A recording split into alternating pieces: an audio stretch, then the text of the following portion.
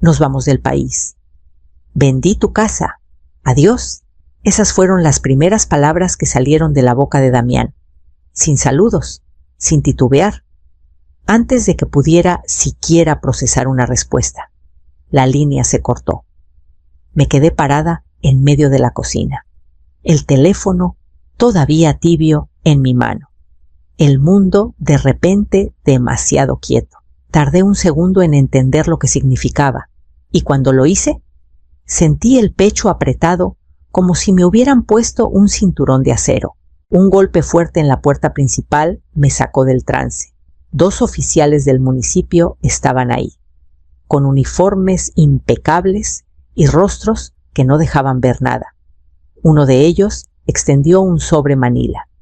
Señora, tiene 48 horas para desalojar la propiedad, dijo. Tomé los papeles, echando un vistazo a las letras en negritas: aviso de desalojo, orden judicial, venta completada. Por un momento. Las letras se volvieron borrosas antes de enfocarse de nuevo. Sentí las rodillas flojas, pero enderecé la espalda. Entiendo, murmuré. Aunque no era verdad, cuando los oficiales se fueron, volví a marcarle a Damián. Sin respuesta, otra vez, directo al buzón. Entonces mi celular vibró un mensaje de Clara. ¿Su esposa? Nada personal, solo negocios. Negocios, así le llamaban ahora. Afuera. El chirrido de una puerta mosquitera me hizo levantar la vista. Remedios, mi vecina de 15 años. Me miraba desde su porche, con el ceño fruncido. Cruzó el pedacito de césped rapidito. ¿Qué pasó?, preguntó, echando un ojo a los papeles en mi mano. Tragué saliva. Tengo que hacer una llamada, le dije. Mi voz sonó tranquila, aunque mi corazón latía como tambor. Remedios dudó, como si quisiera insistir, pero solo asintió y regresó a su casa. Volví a mirar los papeles. Si Damián pensaba que me había quitado todo, se le olvidó una cosa, algo que nunca supo que existía. Busqué en mis contactos hasta que encontré un número que no había marcado en años el abogado de mi difunto esposo. Arturo Valdés contestó al tercer timbrazo, con la voz firme y pausada, justo como lo recordaba. Amparo, ¿ha pasado un buen rato? No estaría llamando si no fuera importante, dije, apretando el borde de la mesa de la cocina. Damián dice que vendió mi casa. Acabo de recibir papeles de desalojo. Hubo una pausa breve. Luego, el sonido de papeles moviéndose. Mándame los documentos por fax. Ahora mismo. Caminé al escritorio en la esquina. Metí los papeles en la máquina y esperé el pitido que confirmaba que se habían enviado. Los minutos se alargaron hasta que el teléfono sonó de nuevo. Tu hijo metió la pata en grande, dijo Arturo. Vendió la estructura, pero no el terreno. El terreno está en un fideicomiso privado que creó tu esposo antes de morir. Tú eres la única fiduciaria, sin tu autorización por escrito. La venta no está completa y es ilegal. Sentí que mis pulmones se llenaban por primera vez desde esa llamada mañanera. Entonces, ¿el comprador no es dueño de nada? No legalmente, confirmó. Y los documentos que usaron para forzar la venta son falsos. El sello del notario no está registrado en este estado. Esto lo envío al Ministerio Público hoy mismo. Mi pulso se estabilizó. ¿Se les puede detener antes de que salgan del país si nos movemos rápido? Sí. Necesito tu permiso para actuar en tu nombre. Lo tienes, dije sin dudar. Escuché el clic de su pluma. También contactaré a seguridad del aeropuerto, si lo señalan por fraude inmobiliario. No pasarán ni el filtro. Cerré los ojos, dejando que sus palabras se asentaran. Durante horas estuve al borde de un precipicio, convencida de que el suelo se había derrumbado. Ahora me daba cuenta de que había roca sólida bajo mis pies, y era Damián quien había dado un paso al vacío. Arturo, dije con voz firme, asegúrate de que esto se haga por las buenas, que no queden dudas de lo que hicieron. Tendrás tus pruebas, respondió, cuando colgó. Puse el teléfono en la mesa y doblé el aviso de desalojo con cuidado, guardándolo en su sobre. El reloj seguía corriendo, pero ahora corría para ellos. Para la mañana siguiente, Arturo ya había llamado 2 veces. La primera, para confirmar que el Ministerio Público recibió los documentos falsificados. La segunda, para decirme que rastrearon los planes de viaje de Damián, 2 boletos de ida a Lisboa, salida a las 9:20 de la mañana desde el aeropuerto de la Ciudad de México. Me senté en la mesa de la cocina, escuchando mientras explicaba que seguridad del aeropuerto y la policía local ya estaban alertados. Los interceptarán antes de que suban al avión. Dijo, quédate cerca del teléfono. Y eso hice. Cada segundo del reloj era como un martillazo en el pecho. A las 8:37 de la mañana, mi celular vibró con un mensaje de Remedios Mira este enlace. Abrí el link y era una publicación de un blog de un viajero local que siempre subía fotos del aeropuerto. En la parte de arriba había un video movido, gente haciendo fila. El sonido de las ruedas de las maletas contra el piso. Y entonces los vi Damián, con el brazo sobre los hombros de Clara, ambos jalando maletas nuevas, de esas bien chidas que nunca habían tenido. 3 oficiales, con uniforme, se acercaron rápido, rodeándolos antes de que llegaran al mostrador. Uno tomó el pasaporte de Damián. Otro le hizo una seña a Clara para que se apartara. No podía escuchar las palabras por el ruido de fondo, pero vi la tensión en los hombros de Damián, cómo apretó la quijada mientras intentaba discutir. Alguien con un celular grabó el momento en que los separaron, llevándolos a lados opuestos del aeropuerto. El video siguió a los oficiales hasta que desaparecieron por una puerta restringida. La última imagen se quedó en las maletas, abandonadas cerca del mostrador. Dejé el celular en la mesa y me quedé quieta.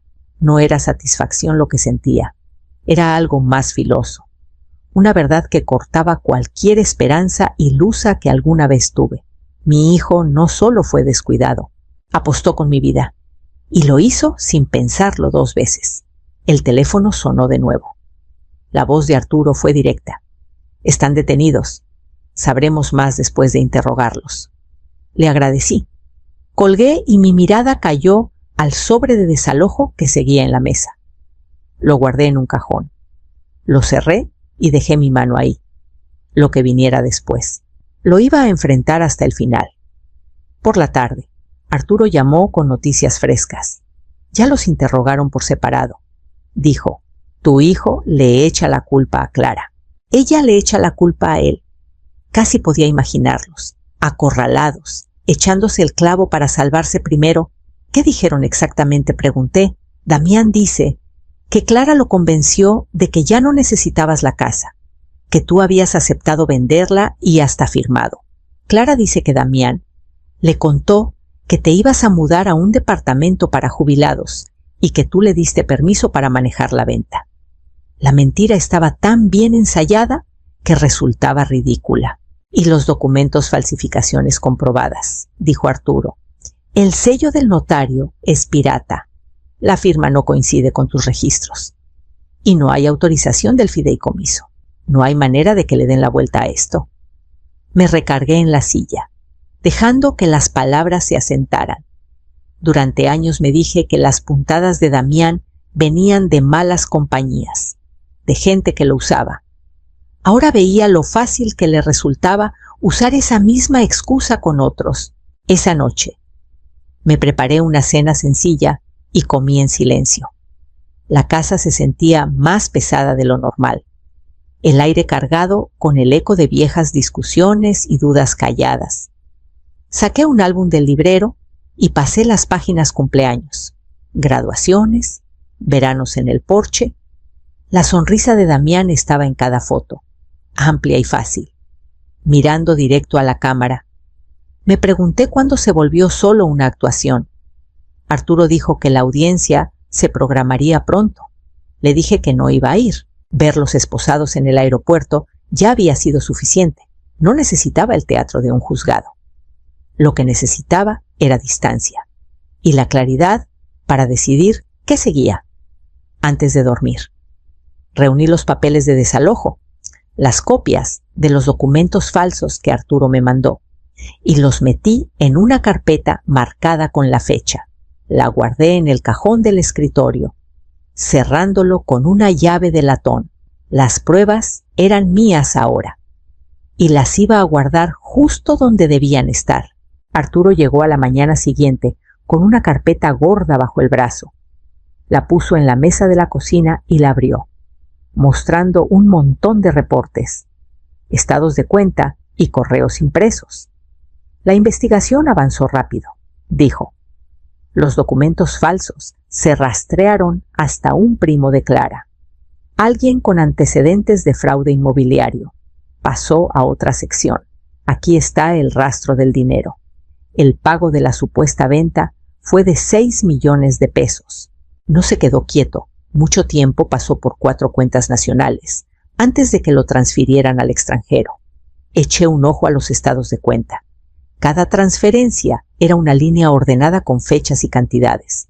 Y ahora congelado, respondió Arturo. Como la venta no estaba autorizada, los abogados del comprador presentaron su propia denuncia penal. Exigen la devolución y daños, entre eso y los cargos del Ministerio Público. Tu hijo y su esposa tienen presión de ambos lados. Solté un suspiro lento. No era alivio exactamente, pero la justicia empezaba a tomar forma, y el comprador encabronado, dijo Arturo sin rodeos. Pensaron que compraban una propiedad de primera en la costa. En cambio, tienen un contrato que no vale ni el papel en que está escrito. Cerré la carpeta y puse la mano encima. Entonces esperamos. Dejamos que el proceso haga lo suyo. Asintió. ¿Y tú guarda cada copia de esto? Si intentan darle la vuelta a la historia, tendrás pruebas. Después de que se fue, me quedé con la carpeta un buen rato, pasando los dedos por el cartón liso. Cada página era un registro de decisiones, todas las que Damián y Clara tomaron, sabiendo muy bien lo que me costarían. Metí la carpeta en el cajón junto al aviso de desalojo y lo cerré con llave. El sonido de la llave, al girar, fue extrañamente satisfactorio. Un pequeño clic que me decía que todavía tenía control de algo. Afuera. El viento se levantó, esparciendo hojas por el porche. Me quedé ahí un momento, viéndolas girar, antes de decidir exactamente cómo iba a usar mi siguiente jugada. La llamada llegó justo después del mediodía. Era un número desconocido, pero contesté de todos modos. Ma. La voz de Damián se quebró en la primera sílaba. Escucha. Necesito tu ayuda. Solo lo suficiente para la fianza. Por favor, no puedo quedarme aquí. No hablé de inmediato. Su súplica quedó flotando en el aire. Pesada y densa. Recordé esa mañana cuando me dijo, sin titubear, que mi casa ya no era mía. Pensé en el aviso de desalojo, las firmas falsificadas, los pasos calculados que dio. ¿Cuánto pregunté al fin? Dio una cifra. No era una locura, pero tampoco era poca cosa. Te lo voy a pagar, dijo rápido, como si lo hubiera ensayado. No, dije, firme. Te doy lo de la fianza y para que tengas donde quedarte un mes. Nada más, después, tú te las arreglas. Hubo silencio en la línea, roto solo por un suspiro leve. Un mes. Está bien. Gracias. Llamé a Arturo y arreglé que los fondos pasaran directo por su oficina. Nada de efectivo, nada de cuentas abiertas, nada que pudieran torcer después. Me aseguró que manejaría el papeleo y conseguiría una renta de corto plazo. Cuando terminé, me recargué en la silla. Esto no era perdón, todavía no. Era una línea trazada con tinta permanente, no lo iba a dejar tirado. Pero tampoco lo iba a proteger del peso de sus decisiones. Esa noche, caminé por cada cuarto de mi casa. Mi hogar. Los muebles seguían en su lugar de siempre. Las paredes todavía tenían las fotos que yo elegí. pero sentía un cambio dentro de mí, una recuperación silenciosa y decidida. Cerré la puerta principal, puse el cerrojo y pasé la cadena. La casa era mía en todos los sentidos que importaban, y así la iba a mantener. Arturo llamó a la mañana siguiente para confirmar que Damián había sido liberado y estaba en el departamentito que arreglamos. Tiene lo básico para vivir, dijo. Nada más. Eso era justo el punto. No quería que estuviera tan cómodo como para olvidar en qué posición estaba. Esa tarde manejé al centro. El edificio era de ladrillo viejo, metido entre una lavandería y una casa de empeño. La escalera olía leve a pintura y polvo. Toqué la puerta y después de un momento se abrió. Damián estaba ahí, viéndose más viejo que sus 35 años, ojos apagados, barba descuidada, hombros encorvados como si cargara un peso desde hace tiempo. No me invitó a pasar y no pedí entrar. Esto es para ti, dije, entregándole los papeles de la renta. El alquiler está pagado por un mes. Después, tú le haces, miró los papeles, luego a mí. Sé que la regué gacho, dijo bajito. No espero que me creas. Pero no pensé que llegaría tan lejos. Sostuve su mirada, buscando al niño que alguna vez conocí. Llegó justo hasta donde tus decisiones lo llevaron, dije. Ahora tendrás que decidir diferente. Nos quedamos en el pasillo un momento más, el aire cargado de palabras que no se dirían. Finalmente, di un paso atrás. Cuídate, asintió una vez. Un movimiento casi imperceptible y cerró la puerta. En el camino a casa, no repasé la conversación. No me pregunté si hablaba en serio. Mi enfoque estaba en el camino por delante, en la calma que quería proteger al llegar a la casa. Dejé mi bolsa y fui directo al escritorio. El cajón con llave seguía ahí, todo en su lugar. Lo cerré con cuidado. Giré la llave y dejé mi mano ahí un momento. Una semana después, llegó un sobre sin remitente. La letra en el frente era desconocida. Inclinada y apresurada, lo puse en la mesa, mirándolo un momento antes de deslizar un cuchillo bajo la solapa. Adentro había una hoja, doblada 2 veces. Las palabras eran desiguales, como si las hubieran escrito a la carrera. Amparo, no merezco tu ayuda, pero quiero que sepas que Clara se fue. Se llevó lo último que quedaba en mi cuenta y desapareció. No te pido más. Solo necesitaba decírselo a alguien. Lo siento. Lo leí 2 veces. La segunda más despacio, dejando que cada frase se asentara. No había súplica de perdón, ni drama, solo una confesión plana. Dejé la carta y caminé al escritorio, abriendo el cajón donde estaba la carpeta. La carta se unió al aviso de desalojo, los contratos falsos y los recibos de transferencias. Otra pieza de la historia, guardada en blanco y negro. El teléfono sonó a media tarde. Era Arturo otra vez. Me enteré lo de Clara, dijo. Dicen que se largó del estado. Damián anda preguntando discretamente por trabajo, pero su nombre no le está ayudando. Me recargué en la silla. Tal vez ese es el punto. Que descubra cómo es construir sin atajos. Hubo una pausa. Luego Arturo dijo, lo has manejado con más temple que la mayoría. Pensé en eso un momento. No era temple, era claridad. Mis límites se habían vuelto inamovibles, porque vi lo que pasaba cuando no lo eran. Esa noche, cociné para mí y me senté en la mesa pequeña de la cocina. Con la ventana abierta al sonido del viento entre los árboles, la casa se sentía diferente ahora. Menos como una fortaleza sitiada y más como un lugar que había sobrevivido una tormenta. Lavé los platos despacio. Me sequé las manos y apagué la luz. Mañana tenía un lugar a donde ir. A la mañana siguiente, manejé a la ciudad para encontrarme con Arturo en su oficina. La carpeta de mi escritorio iba en el asiento del copiloto. cada documento bien organizado. Cuando llegué, él ya estaba esperando con un montón de papeles legales. «Este es el traspaso de escritura», dijo, deslizando la primera hoja hacia mí. «Pone la casa y el terreno en un fideicomiso irrevocable a tu nombre, sin cláusulas de beneficiarios, salvo los que tú elijas. Nadie, ni tu hijo, ni nadie, puede venderlo o hipotecarlo sin tu aprobación». Leí cada página con cuidado. Siguiendo el lenguaje legal, cada línea era como un ladrillo en una pared que nunca volverían a tumbar. Arturo me pasó una pluma. «Firma aquí», y está hecho. La pluma se sentía sólida en mi mano, más pesada de lo que debería.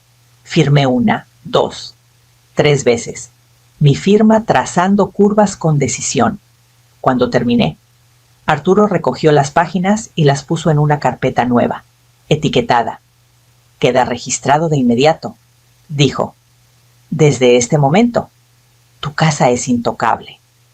Asentí, sintiendo una firmeza que se asentaba en el pecho.